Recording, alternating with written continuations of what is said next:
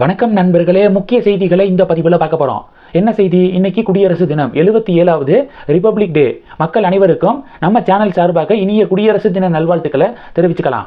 இப்போ விஷயத்துக்கு வரேன். என்னன்னா, பத்ம விருதுகள் இருக்குது பார்த்தீங்களா, அதை சென்ட்ரல் கவர்மெண்ட்டு நேற்று அறிவிச்சிருக்காங்க. குடியரசு தின சீசனில் அறிவிச்சிருக்காங்க. உடனே திமுக காங்கிரஸ் பார்த்தீங்கன்னா, எலெக்ஷன் வரப்போதில் 5 மாநிலங்களுக்கு, அந்த மாநிலங்களில் தான் அதிக பேர் தேர்ந்தெடுக்கப்பட்டிருக்காங்க. தேர்தலுக்காக இதை அறிவிச்சிருக்காங்க அப்படின்னு சொல்லிட்டு இண்டி கூட்டணி விமர்சனம் பண்ண ஆரம்பிச்சிருக்காங்க.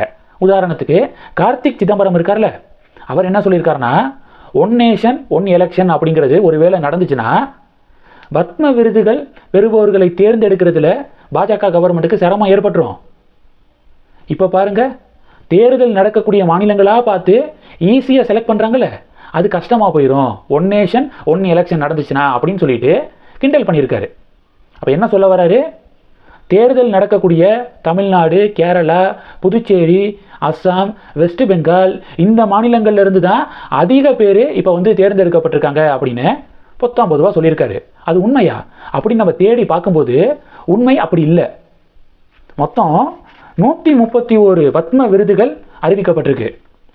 131 பேர். அதில் 113 பேருக்கு பத்மஸ்ரீ விருதும், 13 பேருக்கு பத்ம பூஷன் விருதும், 5 பேருக்கு பத்ம விபூஷன் விருதும் அறிவிக்கப்பட்டிருக்கு. மொத்தம் 131. அதில் 113 பத்மஸ்ரீ, 13 பத்ம பூஷன், 5 பத்ம விபூஷன். ஓகேயா? இப்போது மாநில வாரியாக நீங்கள் ஆய்வு செஞ்சு பார்த்தீங்கன்னா மகாராஷ்டிரா தான் நம்பர் 1. மகாராஷ்டிரா மாநிலத்தை சேர்ந்த 15 பேருக்கு விருது அறிவிக்கப்பட்டிருக்கு. ஹையஸ்ட் மகாராஷ்டிரா தான். ரெண்டாவது தமிழ்நாடு 13.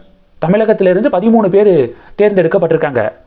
அடுத்து உத்தரப்பிரதேசத்திலிருந்து 11 பேர், வெஸ்ட் பெங்காலிருந்து 11 பேர், கேரளாவிலிருந்து 8 பேர், தெலுங்கானாவிலிருந்து 7 பேர். முதல்ல இந்த லிஸ்ட்டை நம்ம புரிஞ்சுக்கணும். இப்போது மகாராஷ்டிராவில் எலெக்ஷனே நடக்கலை, ஆனால் மகாராஷ்டிராவிலிருந்து தான் 15 பேர் அறிவிக்கப்பட்டிருக்காங்க. தமிழகத்தில் தேர்தல் நடக்க போகுது 13 பேர். அப்போ தேர்தலுக்காக தான் இந்த 13 அப்படின்னு சில பேர் சொல்கிறாங்களே, அவங்களுக்கான பதில் என்னென்னா, போன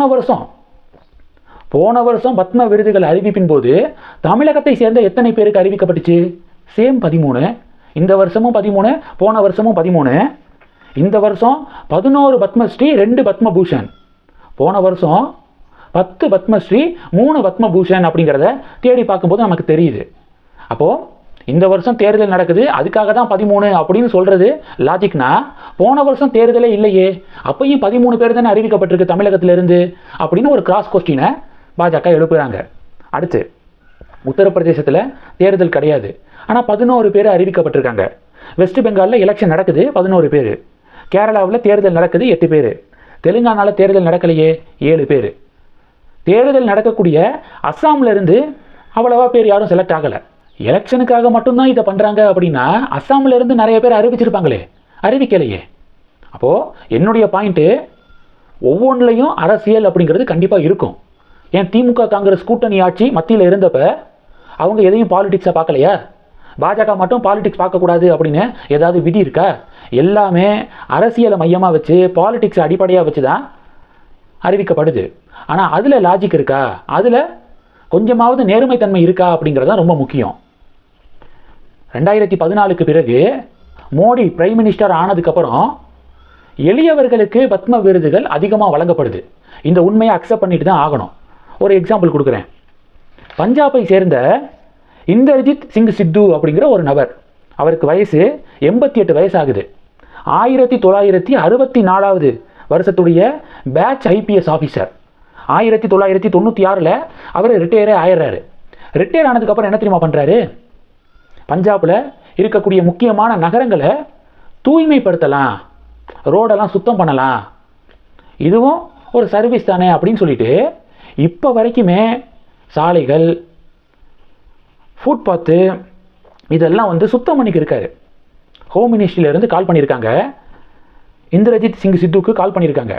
இது மாதிரி உங்களுக்கு பத்மஸ்ரீ விருது அறிவிக்கப்பட்டிருக்கு அப்படின்னு கால் பண்ணோன்னே, ஓ அப்படியா அப்படின்னு சொல்லிட்டு ரொம்ப மகிழ்ச்சி அப்படின்னு வச்சிடுறாரு. ஃபேமிலி மெம்பர்ஸ்கிட்ட கூட சொல்லலை. வழக்கம் போல் காலையில் சாப்பாடை சாப்பிட்டுட்டு தூய்மைப்படுத்துறதுக்காக, ரோடை க்ளீன் பண்ணுறதுக்காக போயிடுறாரு. அந்த க்ளீனிங் ப்ராசஸ் எல்லாம் முடிச்சுட்டு ஈவினிங் திரும்புகிறாரு வீட்டுக்கு. வீட்டில் உள்ளவங்க டிவியை பார்த்து தான் தெரிஞ்சுக்கிறாங்க. அப்போது பாருங்கள், கொண்டாட்டம் இதுக்கெல்லாம் போனால் அந்த ஒரு நாள் கிளீனிங் ப்ராசஸ்ஸு தடைபட்டுரும் அப்படிங்கிறதுக்காக பண்ணிக்கிருக்காருங்க. 1996க்கு பிறகு இதை ரெகுலராக அவர் கண்டினியூ பண்ணிக்கிருக்காரு சுத்தம் செய்கிறத. அதை தேடி கண்டுபிடிச்சி பத்மஸ்ரீ விருதை சென்ட்ரல் கவர்மெண்ட்டு அறிவிச்சிருக்காங்க. இது ஒரு எக்ஸாம்பிள் தான் இவர். இது மாதிரி பல பேர் இருக்காங்க. நேற்று அண்ணாமலை ஒரு அதிரடி சம்பவம் பண்ணார். என்னன்னா 1724 நாட்கள் திமுக ஆட்சிக்கு வந்து ஆயிருக்கு. இதில் என்னென்ன சாதனைகள் படைச்சிருக்காங்க தெரியுமா அப்படின்னு சொல்லிட்டு லாஸ்ட் 5 இயர்ஸாக தமிழகத்தில் நடந்த பிரச்சனைகளை வந்து ஒரு வீடியோவாக ஷேர் பண்ணியிருந்தார். ஷேர் பண்ணிவிட்டு கடைசியாக ஒரு வார்த்தை சொல்லியிருந்தார். இதுதான் திமுகவை பயங்கரமாக டிஸ்டர்ப் ஆக்குனுச்சு. இது வெறும் 10% தான், மீதி 90% சொல்லணும்னா தனி படமே எடுக்கணும் அப்படின்னு அண்ணாமலை சொல்லியிருந்தார்ல. அதே பாணியில் சொல்லணும்னா இப்போ இந்திரஜித் சிங் சித்துவை பற்றி சொன்னது ஒரு எக்ஸாம்பிள் தான். இதே மாதிரி பல பேருக்கு பத்ம விருதுகள் இந்த வாட்டி அறிவிக்கப்பட்டிருக்கு. எளியவர்கள் சாமானிய மக்கள் அவங்களாம் விருதுகள் அறிவிக்கப்பட்டிருக்கு. அவங்கள பற்றியெல்லாம் நம்ம பேசணும் அப்படின்னா அண்ணாமலை சொன்ன மாதிரி ஒரு தனி படமே எடுக்கணும் அப்படிங்கிறத சொல்லிட்டு இந்த வீடியோ முடிக்கிறேன். அதனால 2014க்கு பிறகு சாமானிய மக்களுக்கு அதிகமாக தேடி தேடி பத்ம விருதுகள் வழங்கப்படுது அப்படிங்கிறதான் யதார்த்தமான உண்மை. என்னுடைய கணிப்பு, என்னுடைய கருத்து அதுதான். உங்களுடைய பார்வைகளை கமெண்ட் பண்ணுங்க. தொடர்ந்து கனெக்ட்ல இருங்க. அடுத்தடுத்து நிறைய பதிவுகளை பார்க்க போறோம். நன்றி. ஜெய் ஹிந்த்.